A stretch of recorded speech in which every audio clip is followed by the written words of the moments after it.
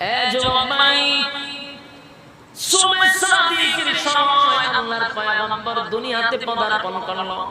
আমরা বলে আমি তাকায় দেখি দুনিয়াতে আসার সাথে সাথে কোন সন্তান এইভাবে আসে না। এক নাম্বার হলো পয়গম্বর দুনিয়াতে আসার সময় তার নাক কাটা ছিল।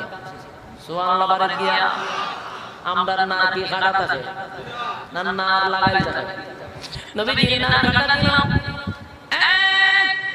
দুই নাম্বার হলো আমরা বলে আমি তাকায় দেখি আমার সন্তানদেরকে যেন গোসল করাইয়া খুশবু মাখাইয়া দুনিয়াতে পাঠাইছে। সুবহানাল্লাহ।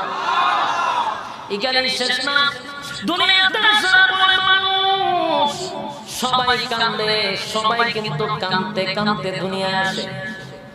আপনারা কি দেখো, সবাই তো কাঁদতে কাঁদতে দুনিয়ায় আসে।